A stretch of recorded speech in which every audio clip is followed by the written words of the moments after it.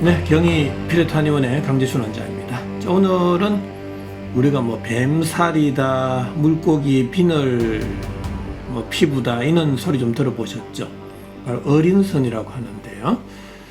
근데 어린선은 다양한 특징들이 많습니다. 증상들이 과색소 침착증이라든지 이게 피부가 좀 굉장히 좀 검게 변해 버립니다. 그리고 이제 인설과 각질, 피부가 갈라지고 또 두터워지고 그 다음에 또 가려움증까지 있고요. 어떤 경우는 긁어서 피가 나는 사람들도 있습니다. 자, 이러한 다양한 증상들 중에서도 특히 오늘 이 동영상에 있어서는 우리가 손 발바닥에요, 잔주름이 굉장히 많습니다. 특징적인 게. 실은 우리가 유명한 경찰관들은 하나의 증거를 이게 수집하잖아요. 마찬가지입니다. 의사들도. 우리가 질병을 정확하게 이해하고 치료하려면 그 증상의 특징들을 잘 잡아내야 됩니다. 그리고 그 증상들은 왜 발생했는지를 우리가 찾아내야 되거든요. 그래서 저는 모든 동영상을 촬영할 때 왜 발생했는지, 증상들은 왜 이렇게 나타났는지에 대해서 집중 우리가 설명을 드리고 있고요.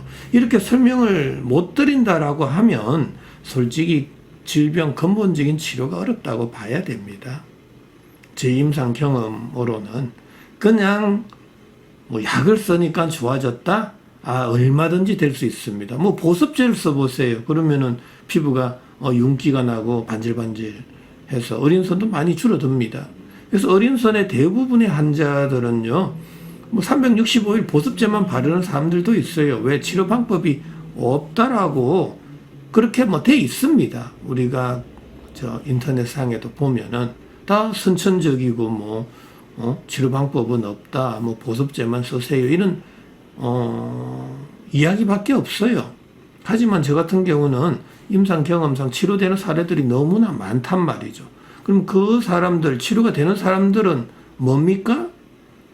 이유가 뭘까요? 저는 이유를 찾았다라는 사람이에요.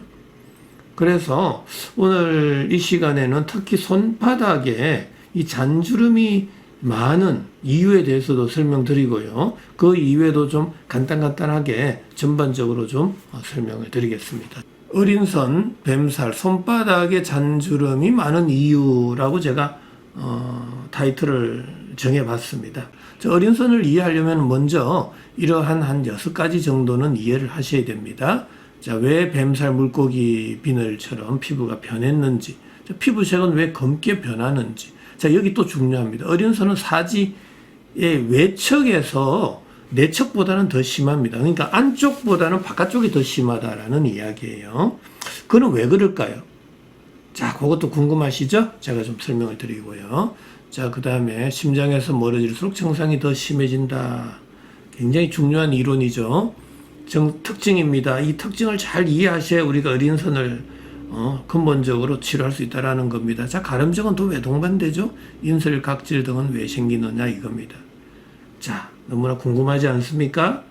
자, 이것을 세균과 바이러스적으로 설명할 수 있을까요? 절대로 할 수 없습니다. 저는 모든 질환을 세포열 에너지 대사적인 관점, 인체 물리학적인 관점, 유체역학적인 관점, 생화학적인 관점에서 저는 설명드리고 있습니다. 바로 이러한 관점을 피레토 세라피적인 관점이다라고 말씀드리죠. 어린선의 정의 원인 한번 볼까요? 서양의학에 있어서는 넓은 의미로 어린선을 전신의 인설을 보이는 그런 피부 질환을 말하고 있고요. 서양의학에 있어서는 아직 발생 원인은 명확하지 않다, 불명확하다라고 보고 있고요. 저의 한의원에서는 저는 신부온도의 저하다라고 이렇게 보고 있다라는 겁니다. 이거 저는 반드시 말씀드리고 있어요. 신부온도의 저하다. 신부온도가 저하되면 어떤 일이 벌어지는지 자세하게 다시 설명을 드리고요. 자, 어린선의 증상 한번 쭉 봐주시기 바랍니다. 자, 이러한 증상들이 왜 발생하는지를 정확하게 이해할 때만이 근본적인 치료가 가능하다라는 이야기죠. 자, 어린선의 대표적인 증상입니다. 잘 눈여겨보시기 바랍니다. 엄청 인설, 각질이 많이 생기고 있고요. 자, 피부가 떨어져 나가죠? 이렇게. 각질 세포 간의 점착성이 줄어들 때 떨어져 나간다라는 거고요. 전형적인 물고기 비늘, 뱀살처럼 되어 있습니다. 자, 여기도 색소 침착이 되어 있죠? 피부 색깔이 거무잡잡하게 변해 있는 곳이고요. 자, 이런 곳은 또 태서나 두터워 있습니다. 자, 전형적인 어린선의 정상 사진입니다. 자, 그렇다면은 어린선의 이 발생 기전에 대해서 한번 제가 설명을 드릴게요. 저는 조금 전에도 어린선은 심부 온도에 저하다라고 했죠. 바로 세포가 손상을 받을 때 미토콘드리아에서 열 에너지 발생량이 줄어들어서 심부 온도가 떨어지게 된다라는 이야기입니다. 심부 온도가 떨어지면 체온 조절 중추 시상하부에서는 명령을 내려버립니다. 바로 손발끝에서 모공을 닫아버립니다. 자, 그 이후에 우리는 밥을 먹고 활동을 하면 열은 발생하고요. 그 열 에너지는 전신으로 골고루 분산이 안 되잖아요. 그럼 어느 한쪽으로 열이 쏠리거든요. 그래서 쏠린 곳에 피부 온도가 올라가게 된다라는 이야기입니다. 쏠린 곳으로 피부 온도가 올라가게 된다. 자, 그때 피부 온도가 올라갈 때 염증이 된다라는 이야기죠. 자, 이거 중요하죠. 자, 염증은 세균과 바이러스가 들어와서 생긴 겁니까? 아니면 어느 한쪽으로 열이 쏠리는 과정 속에서 피부 온도가 높아져서 생긴 겁니까? 라고 했을 때 피부 온도가 높아졌을 때 과색소 침착증이 된다. 색깔이 거무잡잡하게 변할 수 있다라는 이야기고요. 특히 어린선에 있어서는 이 모공이 장기간 다칠 때 피부의 수분 공급량이 줄어들고 그때 피부는 건조해지고 갈라지고 또 피부가 두터워지는 태선이 된다라는 이야기입니다. 근데 이 태선의 모양을 보고 우리가 가로 세로 갈라지다 보면은 뱀살이나 물고기 비늘처럼 되거든요. 바로 그걸 어린선이라 한다라는 이야기입니다. 자, 굉장히 중요한 겁니다. 어린선은 우리가 심부 온도가 내려가서 피부가 갈라지는 과정 속에 있어서 뱀살이나 물고기 비늘처럼 됐을 때 어린선이다라고 정의한다라는 이야기입니다. 자, 그런데 여기서 제가 조금 전에도 왜 손 발바닥에 왜 단주름이 심하느냐라고 했죠. 바로 심부 온도가 내려가면 모공이 손발끝에서 다친다 그랬잖아요. 그때 우리가 밥을 먹고 활동하면 열은 발생하고 그 열 에너지는 구멍, 관절, 마찰이 많은 쪽에 열이 확 쏠리게 됩니다. 자, 마찰이 많은 쪽이 어디죠? 바로 손바닥, 발바닥입니다. 자, 손바닥, 발바닥 쪽에 그럼 피부 온도가 많이 올라가고요. 피부 온도가 많이 올라가면 여기에 우리가 노화 현상이 빨리 생기죠. 피부의 노화 현상의 대표적인 게 주름이잖아요. 그래서 특히 손, 발바닥에 자결감이나 또 피부 온도가 올라가서 건조감, 그 이외에도 피부가 이제 또 갈라지고 또 태선화되는 현상도 생기겠지만 우리가 피부 온도가 올라가면서 노화가 빨라질 때 잔주름이 많이 생긴다라는 이야기입니다. 자, 이해가 되셨죠? 자, 그러면은 특히 어린선이 손 발바닥에 잔주름이 많이 생겼다는 소리는 뭐죠? 피부 온도가 올라갔다라는 증거죠. 그런데 왜 손 발바닥에 피부 온도가 올라갔느냐? 모공이 다쳤다라는 거고요. 모공은 왜 다쳤죠? 심부 온도가 내려가서. 그러니까 맞잖아요.